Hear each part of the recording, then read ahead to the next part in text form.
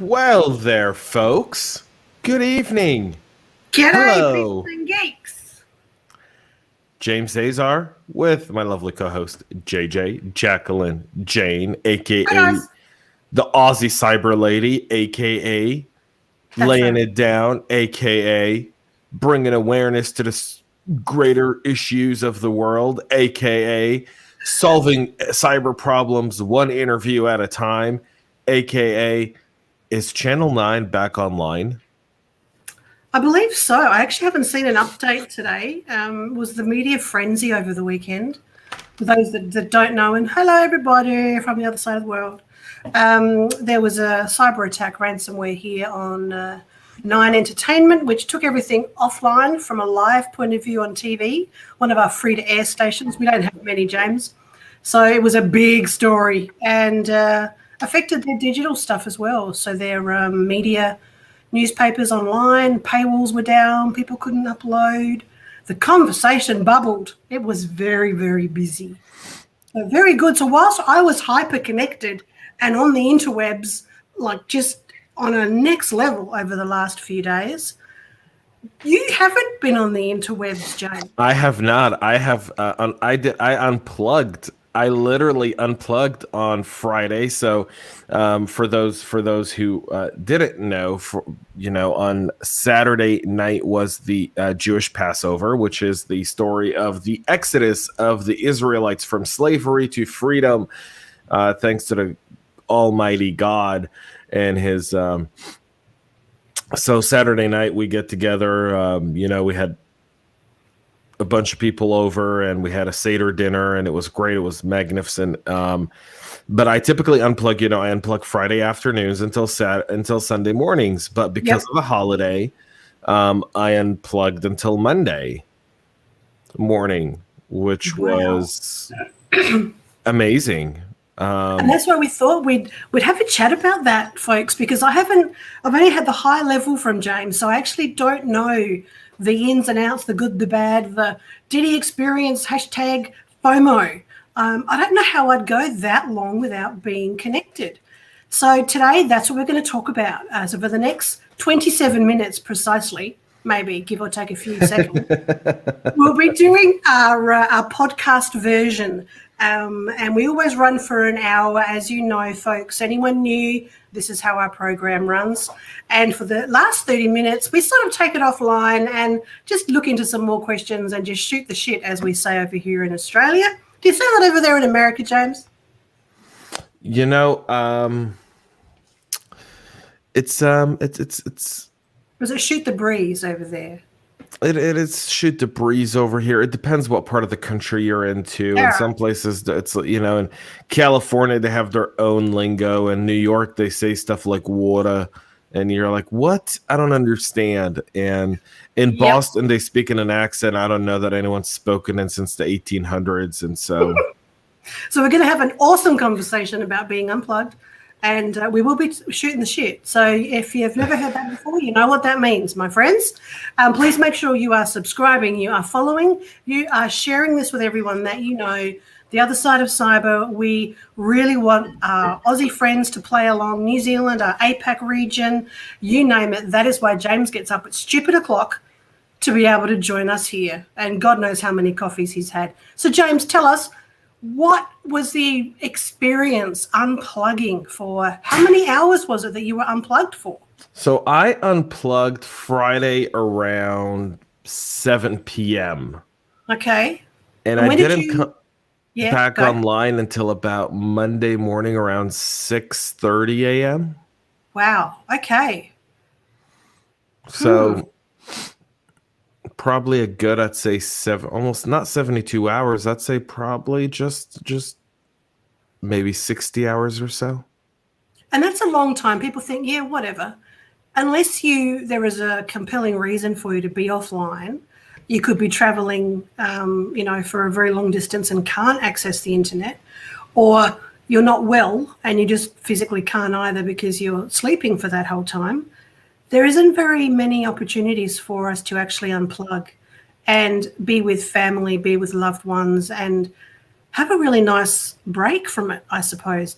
What did you experience that was different? So it's actually really interesting that you ask that question. So when I mean unplugged, I mean I turned off my phone was on because people were, texting me and just we had people over on Saturday night and Sunday we had a friend fly in and so my phone was on. When I mean unplugged, I mean I turned off all my notifications. I Yep. didn't check email, I didn't check social media. You were contactable via a phone. Yep, pretty Yep. much text me or call me, and that was the only way you were going to get a hold of me. I'd And call it that was, unplugged, James.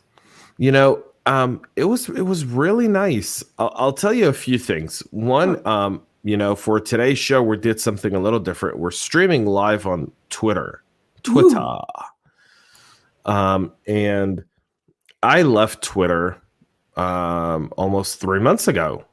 we've missed you over there. There's been I, a lot of I I have missed nothing about Twitter in 3 months. I will not miss Twitter.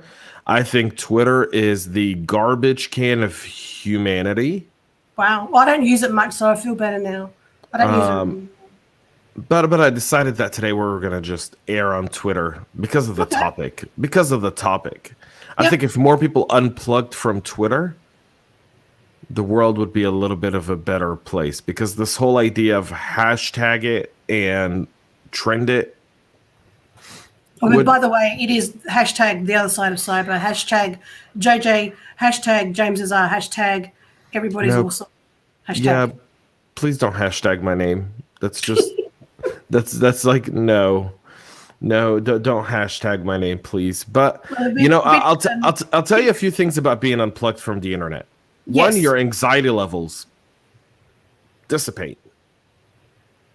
Is that reckon because of notifications? There's nothing, no surprises? Like, One, yes. Number two, you're unplugged. You're focused on the here and now.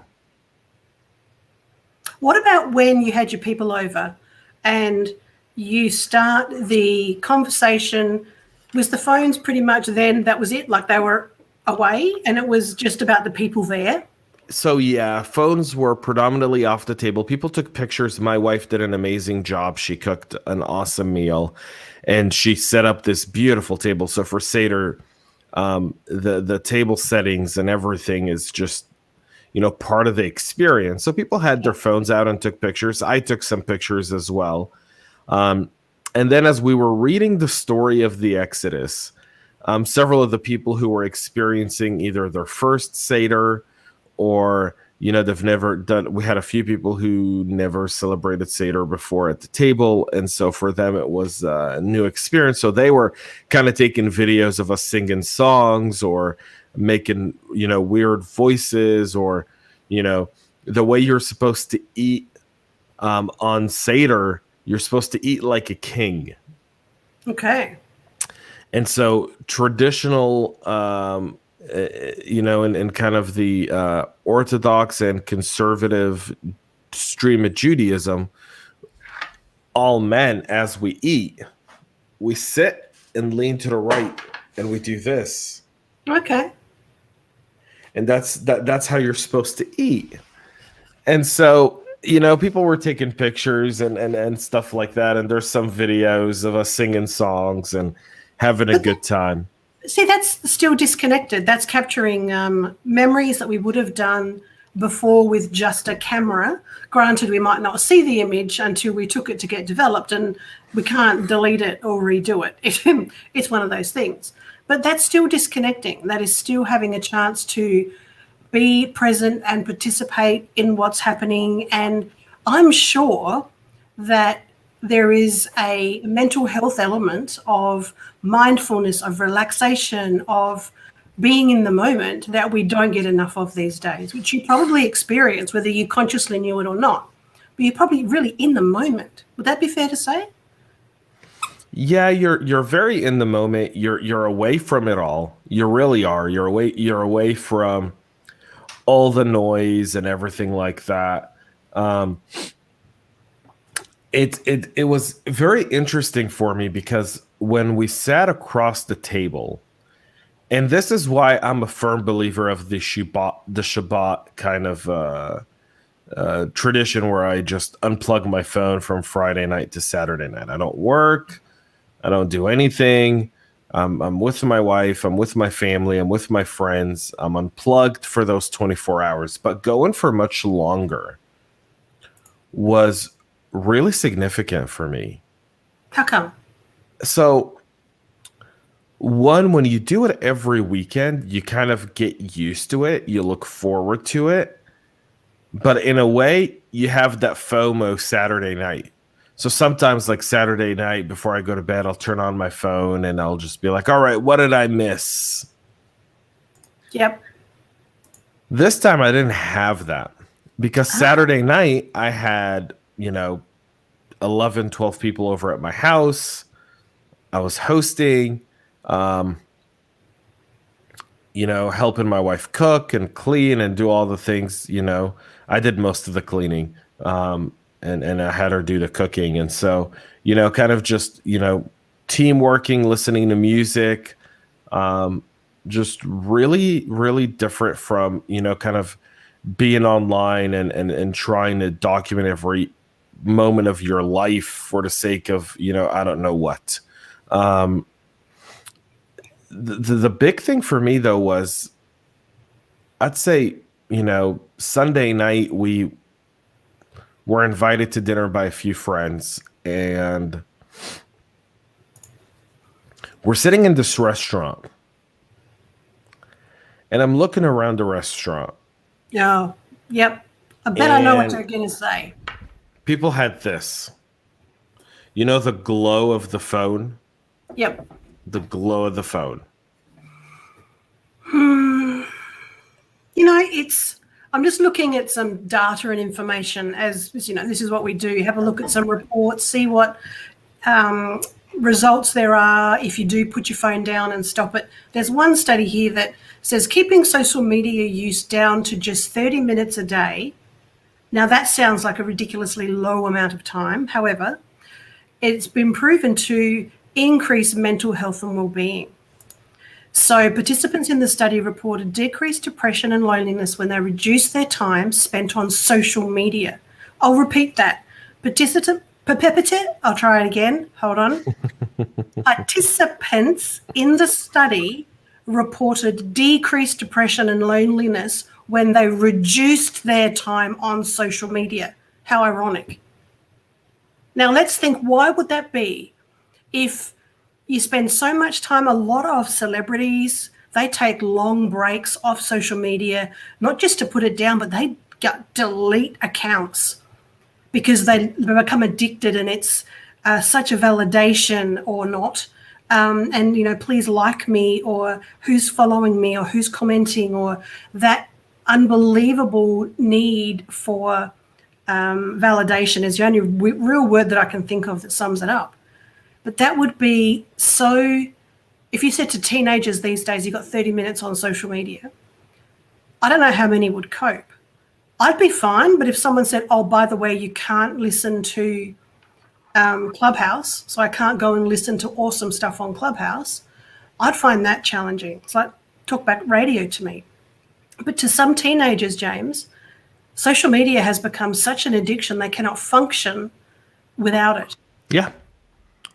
It's so as you're talking, I'm looking something up, and it's something very, very interesting. So most people spend, if you look at screen time, yep.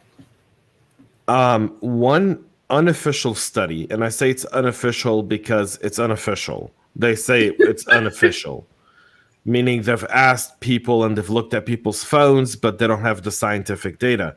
Yep. 70% of screen time's on social media. Holy moly. Wow. Now, everyone who's watching or listening, go to your phone, go to your screen time, and look at your social media. Yep. How much time are you spending on social media?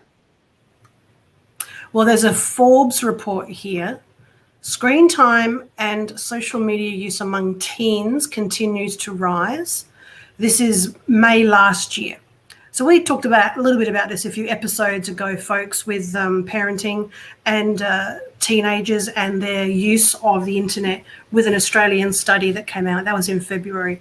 So please make sure you go and check that out. That was a really interesting conversation. So this is Americans high speed. It was a survey conducted by highspeedinternet.com. 57% of surveyed Americans said their screen time has increased by 1 or more hours since going into isolation. Now that makes sense. We're more connected and have a need to be connected because of our disconnect from society physically last year. I wonder what the stats are now. So this was in May last year. The study also found that 30% of surveyed Americans said they spend most of their time streaming TV shows or movies while in isolation, while 70% said they downloaded a new app to stay entertained while in quarantine, including games and entertainment. Now, I would be shocked and bemused if those numbers weren't consistent for Australia, New Zealand, APAC region, and everywhere else in the world, because that's what we all did. There's no two ways about it. That is exactly what we all did. I hardly watch free-to-air TV here in Australia, which is it used to be that's just what we watched.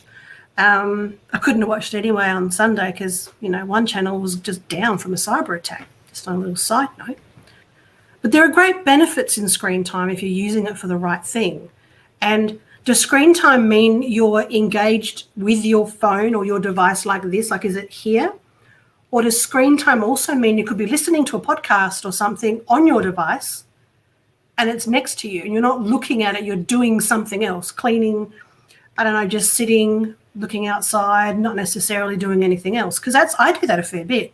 I'm listening to something from my device, but I'm not engaged in it, as in, right in front of my face.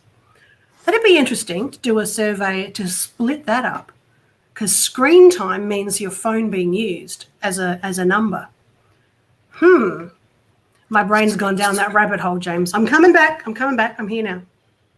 So the thing about that is it's very interesting to think about it in that perspective, right? Which is, what if we all disconnected for a little bit? We need to be very clear of what disconnect means. No social media for an hour. To me, that's easy. It's going to be longer than that. Got to make it that if your morning ritual is wake up, check your phone, then you say from the moment you wake up until you go to bed, you cannot look at anything social on your phone on a weekend. No emails, nothing. That would be a test. An hour's nothing. If you think about it, I can watch a TV show and not look at my phone for an hour, James. Make it harder. Give me a challenge. Well, so what if we went 24 hours? I think 24 hours is fair, and I think you'd need to do it on a weekend because people do need to access their things for work, and it's all tied up together at the moment. That'd be stressful. But if you said a Saturday or a Sunday I think would be good, like Friday night off, and you don't pick it up again until Saturday night. That could work. Like a 10 p.m. Friday, like get the last bits in before you go to bed.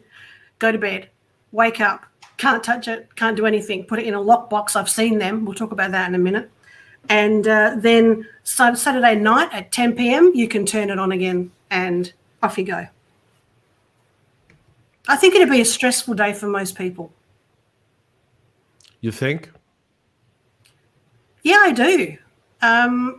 Mine wouldn't be for social media. Mine would be for other things I use my phone for. I do a lot of research. I'll be on Pinterest looking for all sorts of random stuff. I've got over 11,000 pins on Pinterest. I spend time looking and, that's just me. So I'm not on social media.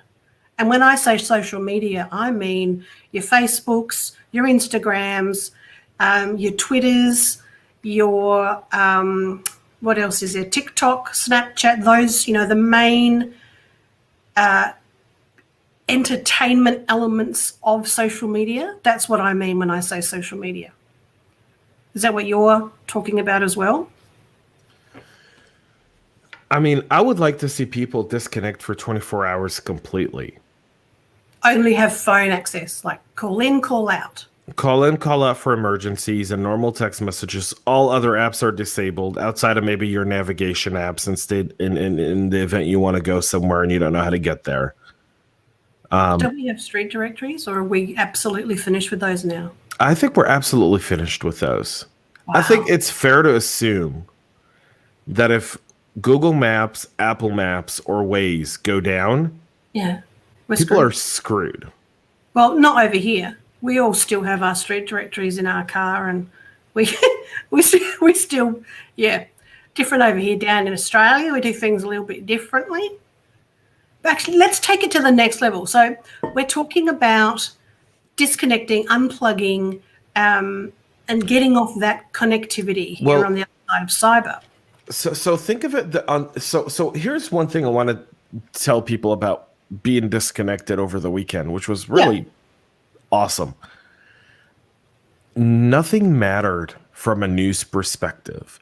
And when I came back and I was reading things, it didn't have the same outrage effect as it would have had I been plugged in. Is that because you weren't seeing it live? Like this happened before, or your brain wasn't connected to it in the same way? My brain had faith in humanity. And I'll tell you why. Hold on. Say that again. Say that again. My brain had faith in humanity. Okay. Talk about that. It's a profound statement. I love it. So we sat around a table and we had the most awesome and diverse set of people that we invited over for Seder. We had a very good couple friend of ours that are in their 70s, but a great, just unbelievable couple, and almost like adopted parents because we don't have family where we live. And their daughter and her husband and her younger daughter. And so her husband's not Jewish, but he's done a bunch of Seders, and that's okay. And her little, daughter's kind of a lot of fun. She was the only kid, so she got spoiled rotten.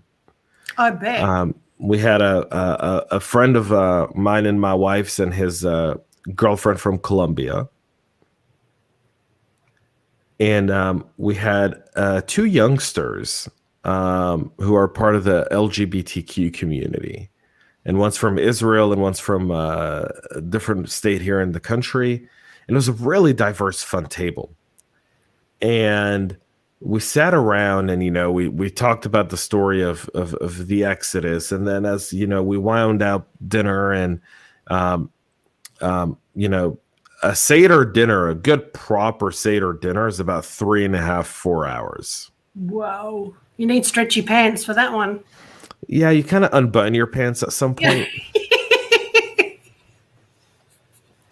Right. And you do significant breaks between different rounds of significant breaks. I like that. So at what point, we started with kind of like soup, a matzo ball soup and some salads and whatnot. And so and then we had a fish we had like a fish appetizer, which my wife made this Moroccan spicy fish, which was just finger licking good.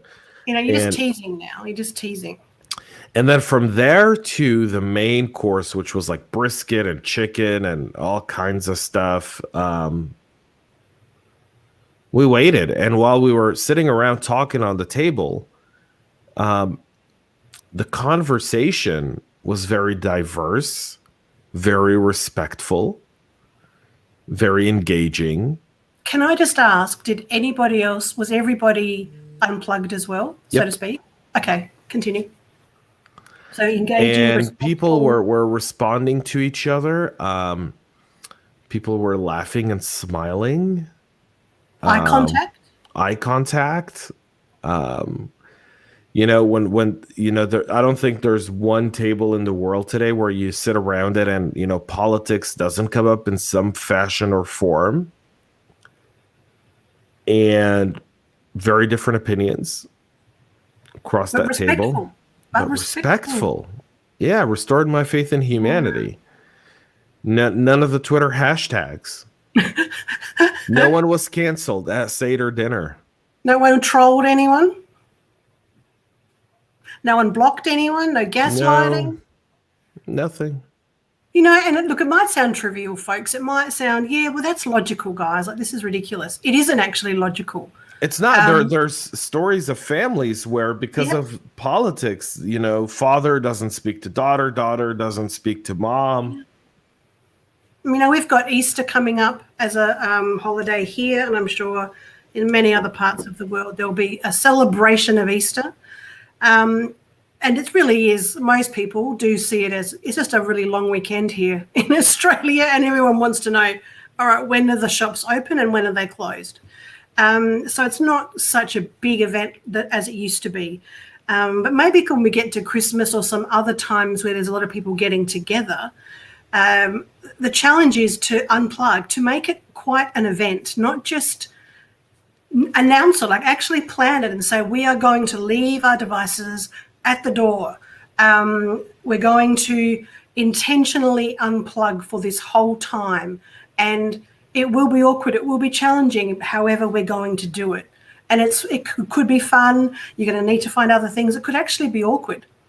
While we're even talking about this is happening. There is disconnect. There are people at family dinner nights, you know, people come over for dinner or even after school. Kids are on their devices. Mum and dad are on their devices. Everyone's just disconnected from the people that they're around. And we really do need to make that decision and that choice to turn off the device, put it, like actually flip it over so you don't get any notifications, no vibrations, nothing. And just be in the moment. The research is overwhelming that this isn't good for our health. It just isn't. And get a book. I love to order my physical books. I've got them on audio and on Kindle and the physical book, because there is a difference holding a book and reading an actual book than anything else. So it's that unplugging from, I don't even know what words there are. Probably have to do some research in that. But did you find you were more awake? Did you sleep better, James? Did you sleep better because you weren't having that light in your face, do you think? I did. I slept like a baby. Although you did eat a lot. I ate way too much. But the quality of the sleep would have been better because no technology. So my sleep was, I want to say, uninterrupted. Yep. Like I said, very not worried about it. Wow. I've just seen another bit of information here. This is on theguardian.com. When was this done? October last year. Talking about some studies. Okay. Excessive use of social media can have a negative effect on mental well-being. A study from researchers at the University of Pennsylvania found that limiting use of Facebook, Instagram, and Snapchat to 10 minutes per day led to significant reductions of loneliness and depression. Meanwhile, research from UCL shows that 38% of heavy social media users, which is 5 or more hours spent on social media a day, that's a lot, they showed signs of having more severe depression. I've never really considered that the more you engage with social media, the more likely you are to have an adverse effect or a negative effect from that. It was designed to be a positive environment without anyone really thinking about what could possibly go wrong. So that's interesting, isn't it? Considering to 10 minutes, it makes a big difference about how people feel. That's sad. That's just not nice. I think there's significant, when I unplug every Friday for just 24, 25 hours, I'm significantly happier. I'm also, my brain starts to think and process information differently. And I think there's something critical to what's being said, because I think 10 minutes on social media a day, if you can do that, I personally think that kids shouldn't be on smart devices until they're at least 8 or 9. Yeah. They should just be dumb devices until then, just for being able to contact phone or SMS. That's all they need, even till they're 12 or 13, James. Yeah. I'll be honest. The biggest social media apps that the kids want to get on, you need to be 13 to do so. So that should be when they should be able to qualify for a smartphone, not before. Yeah. Yeah. Limiting kids on social media is important. I think even as adults, limiting yourself on social media is critical. I know so many people that live through Facebook where their entire conversation revolves on, did you see so-and-so on Facebook doing so-and-so on Facebook or Instagram or whatever? Yep. People share posts. They take screenshots of posts to share them on other social media to have a conversation. Yeah. So here's the challenge to all of our awesome The Other Side of Cyber followers is between now and next week, challenge you, even if it's 5 hours, do something that's going to be hard for you to do. I'm trying to pick a time that will challenge me when I'd normally be enjoying being online. So I'm going to find that time because I've never really consciously made the decision not to. So let's commit to do that. And when we do come back next week, I encourage you to share your stories. Did you chicken out before the first 20 seconds even started? Did you get a notification? Whatever it might be. Because we will be at this point moving on to having a further chat and finishing up for our awesome podcast people. So with that, thank you very much for tuning in for The Other Side of Cyber with the awesome James G. Azar and myself, not too bad either, JJ, over in Australia. So we've got both sides of the world coming to you live every week. And thank you very much for taking the time to listen to us again, and we'll see you next week. And back we are for the other people. I don't know why I've got to do that head thing. I either do this. I think that's really important, by the way. What's that? The head thing. It's part of what you do. It's like, well, when you're editing, James, you'll be able to say, oh, there's the head thing. And no, just to go back a few frames and, oh, dear. We might be able to do a video compilation of your head thing. Well, I like this one. I don't know why. It's the Egyptian, oh, my goodness. I'm very, very cheeky tonight. Now, I have a feeling that personally I'm going to struggle to disconnect. Making a conscious decision to do it. My fear of missing out, not on social media, but just information.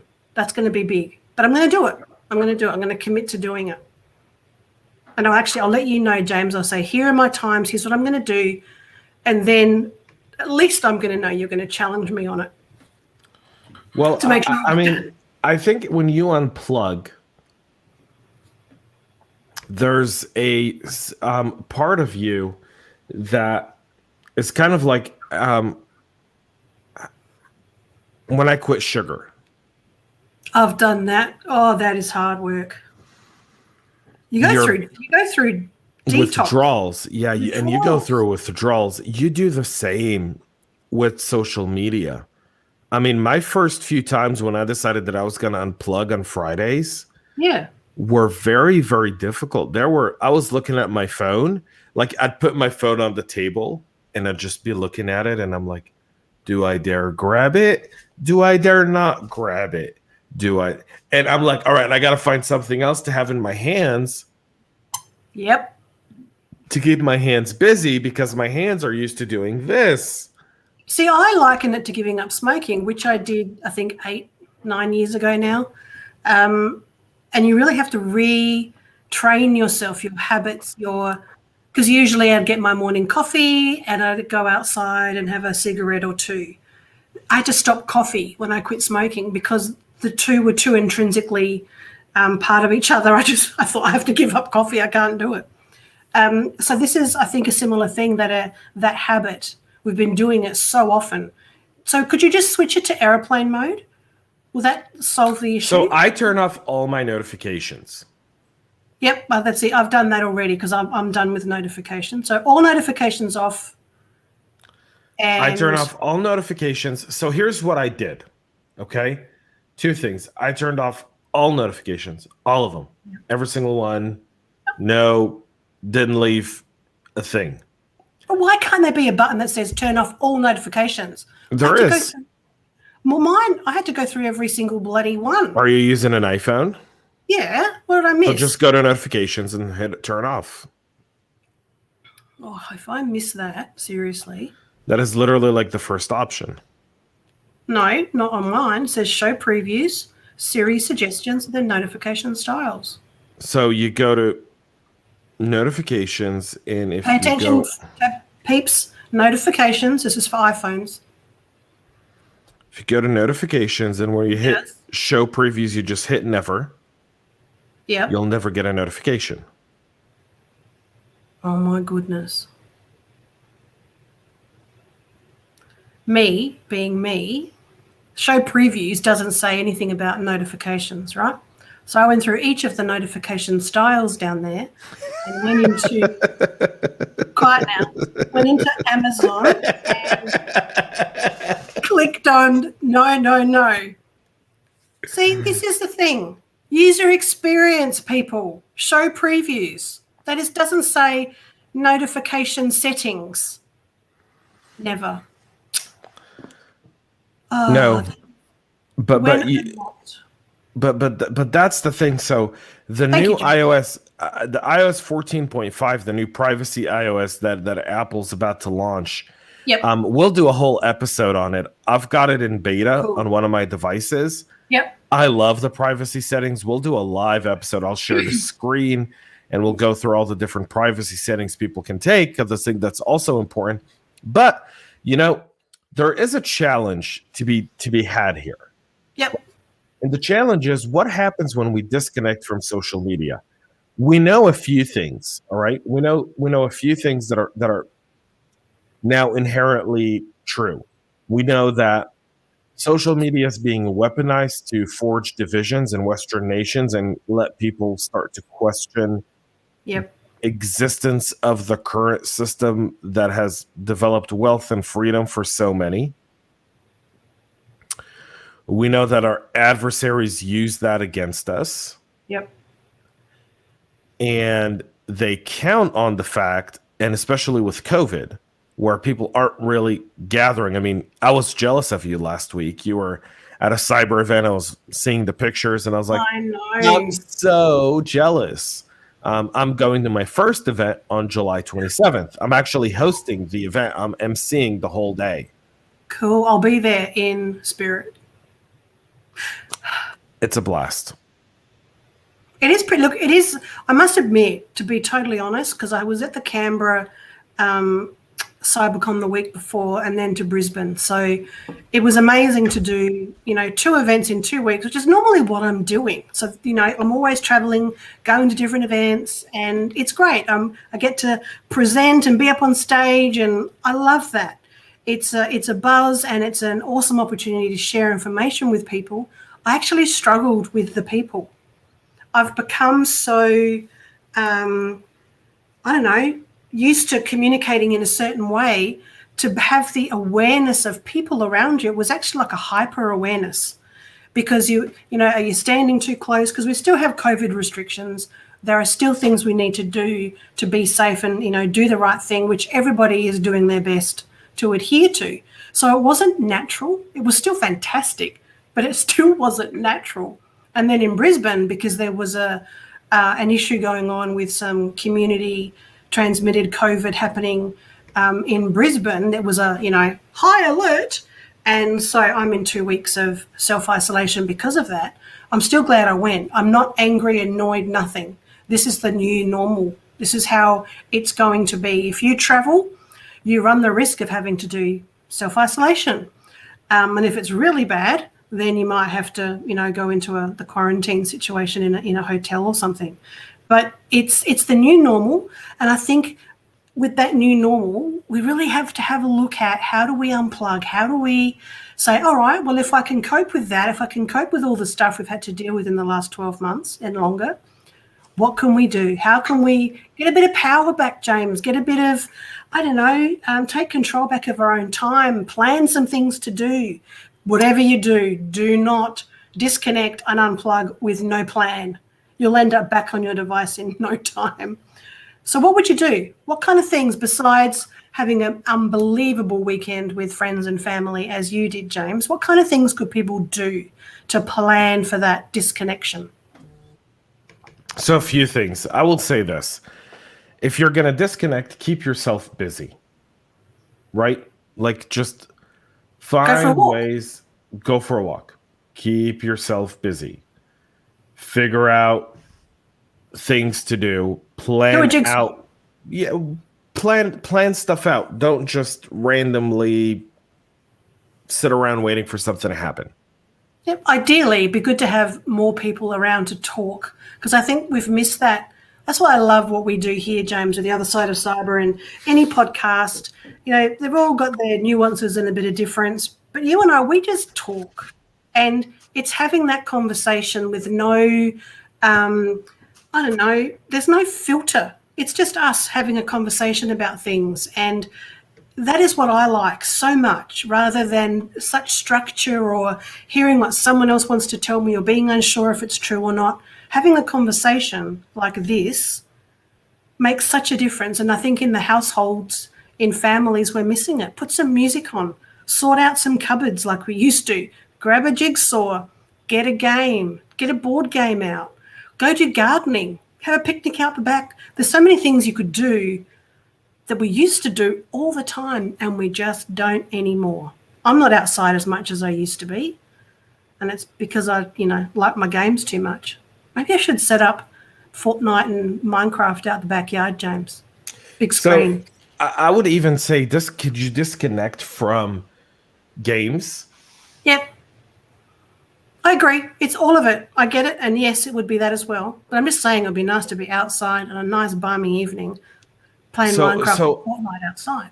I say two things, right? And I think these are really really important for me that I do when I disconnect is I look at it as, one, I want to spend quality time with people I love. So my wife, my friends, so forth. Quality time, meaning when someone grabs a phone, it becomes addicting for everyone else to grab their phone. Yep. So I'll give you a prime example. Monday night, we're invited to dinner. We're sitting around the table with some great friends. Conversation gets political. People are talking, and they're not talking about U.S. politics. They're talking about Israeli politics, which is even more complex. And I just grabbed my phone and I buried my head in my phone because I didn't want to be part of that conversation. So it was your way to disconnect from the conversation? Well, because some of the stuff that was being said was just absolute horseshit. And being that we're having a great dinner, I didn't want to get all adversarial or, I don't know, argumentative. Yeah, and I'm just like, you know what? A lot of times we meet people and we realize that the way they are is the way they are, and there's very little we can do about it. Yeah. And you also realize that you're battling an indoctrination. So sometimes the only way to battle an indoctrination is to allow them to keep babbling on, and they end up contradicting themselves multiple times. And that's where, you know what you say here? I've learned this, I don't know who taught me this. If someone's going on like that, James, and you're nodding and yep, and your response is, thanks for sharing. Thank you for sharing. Yep, thank you for sharing. Just the thank you for sharing is such an easy thing to acknowledge their words without having to agree or disagree. And it's just, yep, thanks for sharing. It works really well when someone has a go at you at the same time. Hey, thanks for sharing, JJ. That's really nice. So it's just a nice push it back. But when this is, before I forget, did you know that Bill Gates and Steve Jobs restricted their children's screen time? Now, that's got to be the best indicator that we should too. Don't you think? Steve Jobs said I would never give my kids an iPhone. Yeah, and Bill Gates, he limited all screen times as well. So what does that tell you? I think we should limit Bill Gates from speaking publicly, since the guy isn't a doctor and all of a sudden he's become a pandemic expert. I still find him fascinating to listen to, and I wonder if it's because Just because you're rich and successful doesn't Yeah. make you smarter than everyone else. no, I just find his way of looking at things, whether I agree with them or not, he's interesting. It's like I can sort of see how his mind is thinking, and that fascinates me. So when I hear him speak about COVID, I go, you must be the dumbest person on planet Earth. I haven't heard him speak too much on COVID, so maybe I will, and we'll have a conversation about that, James. It's almost like, I don't know if you know who Dr. Fauci is. He's the guy who, I call him Flippy Flopper Fauci. It's kind of like a hamburger. The guy makes no sense about anything he says. He's become a political ploy. Yeah. Instead of being a trusted advisor to one, leadership, but number two, to the people. The guy he's like, double and triple mask, and you're like, you must be the dumbest person on planet Earth. I have zero respect for that man. Zero respect for that man. I did feel a bit odd today because I can only leave my home to get my COVID tests, of which I've had my second of 3 today. And if I had to go to the doctor, so if I did get sick. And the rule is I have to wear a mask to leave the house. I have to wear a mask to get in my car, to drive in my car, never get out of my car, to talk to the person who gave me the COVID test while I was in my car, and then to come home again in my car. Still had to wear a mask. That's stupid. I don't. If I'm alone in my car, I'm not wearing a mask. But the thing is, this is an indication of me.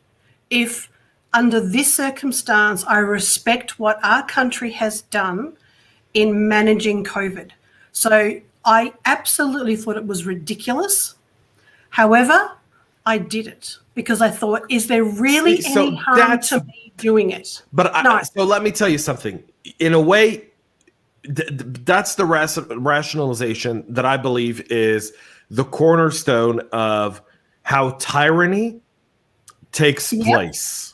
I can see that, James, because to me, I felt like I'm doing the right thing to do, but it just seems odd. But science doesn't support any of that. If you're alone in your car, right? If you're alone in your car, you don't need to wear a mask. Like when I see people who are driving alone with a mask on, I'm wondering, like, why? Up until now, I know. What are you concerned about? Number one. Number two. If I was pulled over, I actually would get a fine. So to me, that's tyranny. Maybe, yeah. Because there's no scientific fact. There's no fact in science that says that if you wear a mask while you're alone, who are you going to infect with COVID? Maybe it's because I was going to the drive-through testing center. When I got tested, I've had COVID twice, right? Most people, I think, know this already. So I've had COVID twice. The first time I couldn't get tested because I was too young. Oh, that's right. And it was early on. It was last year. It was this time last year I had COVID. I remember. Second time was in October. And I went to get tested. I didn't have a mask on driving to the testing facility. But did you get out of the car? No. It was a drive-through testing facility. Okay. Well, maybe when I got to the testing facility, I put my mask on in order for someone to hand me a piece of paper to complete, to which I handed them back, and then they said, take your mask off so we can do the COVID test. And I'm like, this has got to be put a mask on when you speak to me, even though the person across from me is wearing a mask and a face shield and he's got gloves on. It was interesting. That to me makes no sense. And I think that's part of unplugging.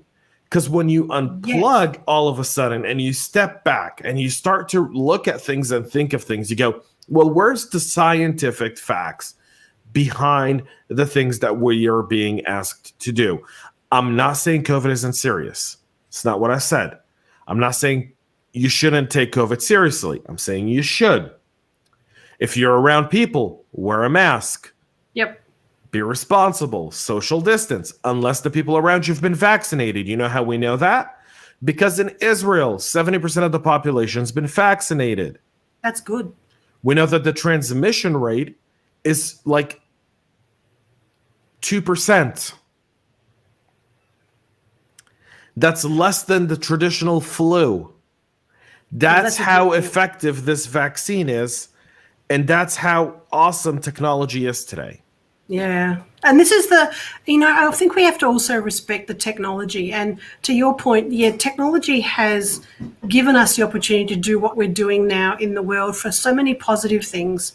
And on the same time, I don't think we have a balance. I don't think there's like you said, that opportunity to step back and think, hold on a minute. Why would I be doing whatever it might be, or what's the reason for me to be believing this particular piece of information? Maybe I need to research a bit more. Maybe I need to have conversations with more people. Maybe that's why we don't plug, because we have no time to do that. And this gives us a chance to exactly do that. Think about what's going on. We live in a headline world where our opinions are shaped by how the headline is written. Yep. Absolutely. Right? So that is part of the problem, and that's why unplugging is great. When you unplug and you're no longer reading the headlines, and now you grab a book, you grab a newspaper, a magazine. Yep. Right? And now you're reading it, you're able to put context into something that otherwise you wouldn't be able to. I'll give you a prime example, and we'll wrap up today's show. All right, here's the perfect example of this, because we're almost at time. So, two things. One, our ability to be informed and properly informed lies in being able to fact check everything we do. I agree. And everything we read, and understanding what is the bias. So, for example, there's a very, very big case that's going on right now in the U.S., and it's Project Veritas versus the New York Times, and Project Veritas just won a huge injunction by the New York State Supreme Court. Huge, monumental. The journalists who were writing a story about Project Veritas injected opinion into a story without fact-checking it or without informing the public that there was an opinion in the news story. So for all purposes, you read the story and you're getting an opinion in a story that's not an opinion. Yep. It's like when you said earlier, this is an unofficial report. You made it really clear. This is not coming from an official report. This is, information. And then when I was seeing some stats, I read where that was coming from. It wasn't my opinion or the opinion of what I was reading. There was actually someone who was giving some validated information. Yeah. So this court case, I read the injunction on Friday. I actually read the, 13 or 17. It was a 17-page court ruling. So I printed it out, because that's what I do. I print out the stuff I want to inform myself on, and I read it, and then I recycle the paper. So for people who care about the environment, I do recycle the paper. A lot of the paper ends up being used as scratch notepads and whatnot, because that's really important to me as well. So that's the first thing. What's the second thing? So the second thing was when, after reading that and seeing that, and then being able to actually correlate, kind of gain an understanding. The second thing I took away from just this whole unplugging is the idea that when we invest time actually reading and researching something, we now don't have to buy into a narrative of the indoctrination or of the fear mongering that's being done by the media. See, so I don't think it's necessarily, I believe that government does have some tyrannical pull to it in a way, because, I can control people. Yep. But I believe that COVID was exacerbated by media, meaning the media almost pushed government to become tyrannical. I agree with that. There were sometimes I'd hear interviews with leaders across the world, and questions would be asked, and it was like, they don't have an answer. Stop trying to create an answer for them. It was fascinating to see if they don't know, they don't know. Like, there was such an unknown. There was a time when no one really knew what was going on, and reporters could not get their head around it because no one was just giving away information because there was nothing.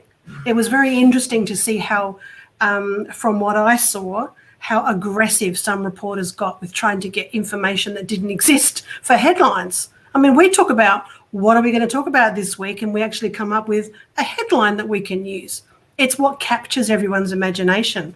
So when you're flicking through the internet for whatever you're researching, you can be overwhelmed by your own unconscious bias, all the information you're seeing. And when you can pick up one document, like James is saying, you can actually consume all of that to give you context and a big picture that you can then go and do more research on if you want to.